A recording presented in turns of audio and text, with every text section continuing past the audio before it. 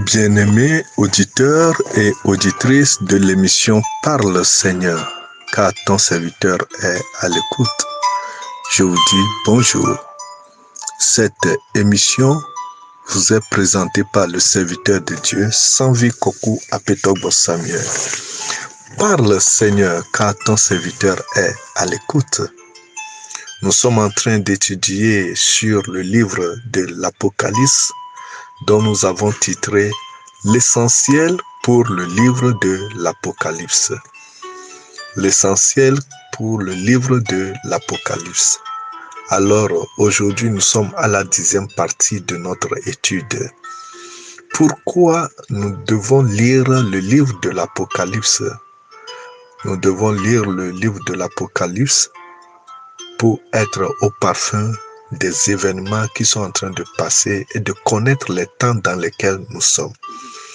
Dans Apocalypse chapitre 1, verset 3, il est dit « Heureux celui qui lit le livre de la prophétie, qui l'entende et qui garde les paroles de la prophétie, car les temps sont proches. » Alors, bien-aimés dans le Seigneur, auditeurs et auditrices, bornons-nous à la lecture du livre de l'Apocalypse pour être heureux, pour être bénis. Nous continuons notre lecture dans Apocalypse chapitre 1 à partir du verset 19.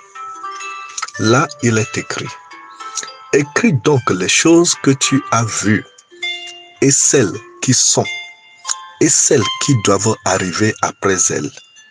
Le mystère des 7 étoiles que tu as vues dans ma main droite et des 7 chandeliers d'or. Les 7 étoiles sont les anges des 7 églises et les 7 chandeliers sont les 7 églises. » Alors, qu'est-ce que la parole nous dit?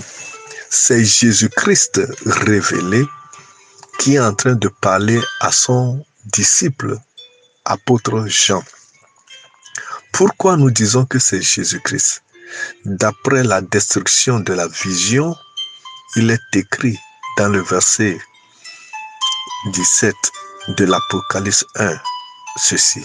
Quand je le vis, je tombai à ses pieds comme mort.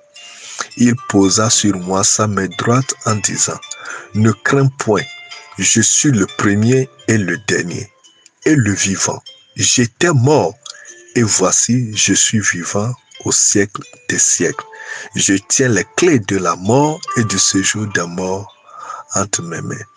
Alors, qui était mort et qui est vivant, si ce n'est que Jésus-Christ? Aucun ange n'est mort. Aucun ange n'a pris la chair humaine pour mourir à la place de l'homme. C'est seulement Jésus-Christ. Alors, Jésus s'est révélé à Jean dans sa divinité, dans sa puissance, dans sa propre nature. Ce Jésus que nous avons minimisé, ce Jésus que nous avons injurié, il reviendra. Tout œil le verra dans sa gloire. Alors Jésus s'est révélé à Jean en lui disant, je suis vivant.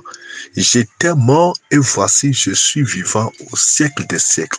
Je tiens les clés de la mort et du séjour des morts. C'est lui seul qui possède le pouvoir sur la mort et sur le séjour des morts. Alors il dit à Jean, écris donc les choses que tu as vues et celles qui sont et celles qui doivent arriver. Donc ça veut dire que le livre de l'Apocalypse contient des choses ou bien parle des choses qui sont déjà là, qui sont déjà arrivées et qui doivent arriver.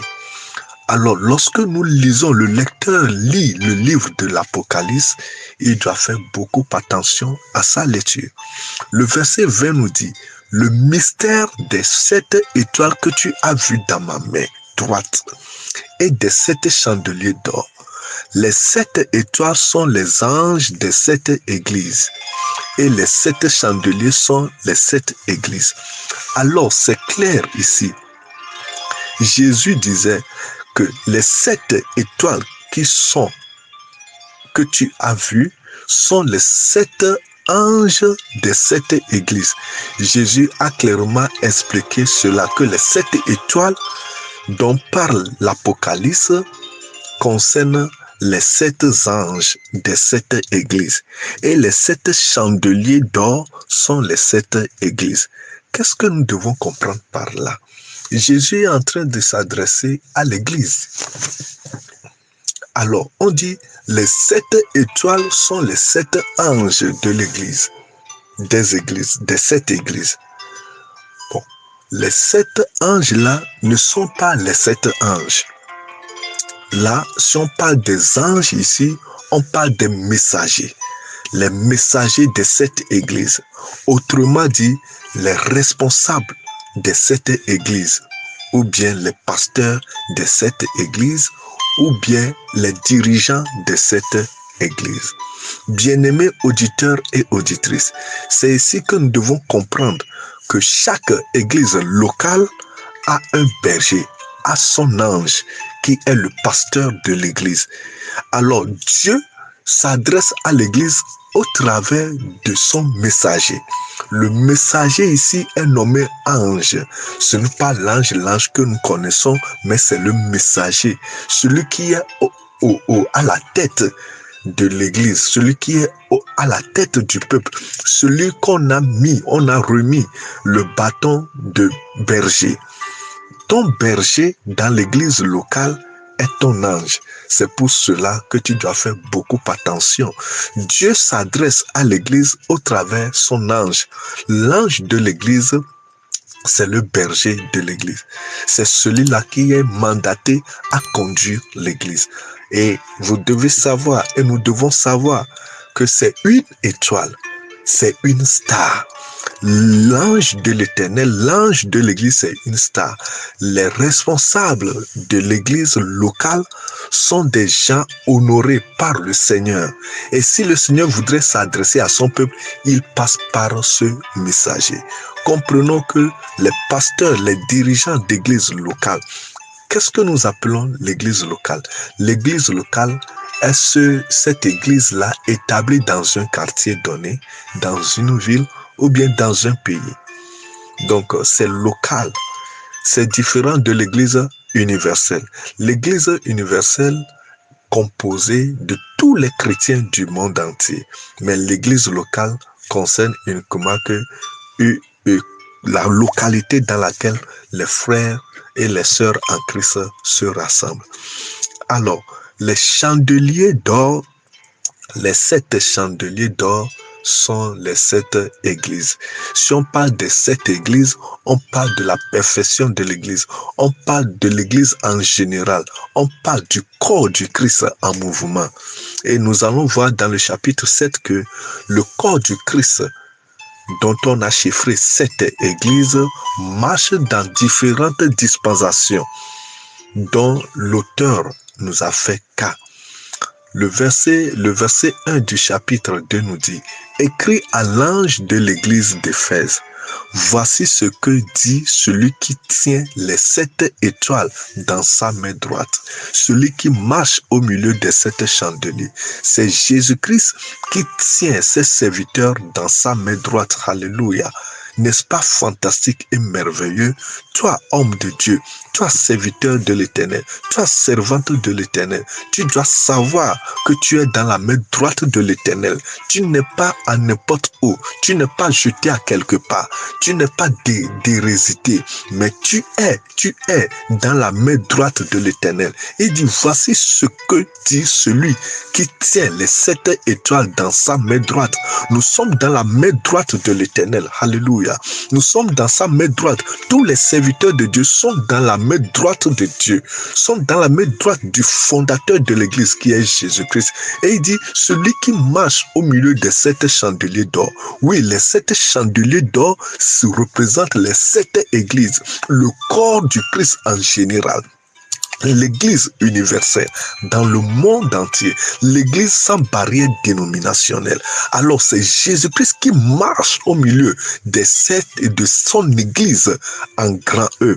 Oui, ça démontre qu'il est le chef de l'église, qu'il est le fondateur de sa propre église.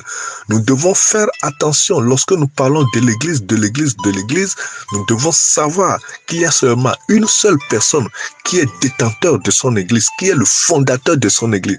Et cette personne marche au milieu de son église, qui est Jésus-Christ. C'est Jésus le fondateur de son église. Oui, c'est merveilleux de savoir que nous, les bergers, nous sommes dans la main droite de l'Éternel. Oui, nous sommes dans la main droite de Jésus-Christ. Oui, qui peut nous ravir de sa main? Personne. Bien-aimé dans le Seigneur, toi qui as une vocation dans ta vie, toi qui es appelé par le Seigneur, ne te décourage pas à cause de ce qui arrive, mais sache-le, tu n'es pas à n'importe qui, tu n'es pas à n'importe où, mais tu es dans la main droite de ton Seigneur et Sauveur Jésus-Christ. Que le Seigneur nous bénisse, que sa main puissante soit avec nous, car nous n'avons rien à perdre dans ce monde. Le meilleur reste toujours à venir. Paix et joie à votre cœur. Vous venez d'écouter la voix de votre serviteur Sanvi Kokou Apetobo Samuel. À la prochaine. Bye bye.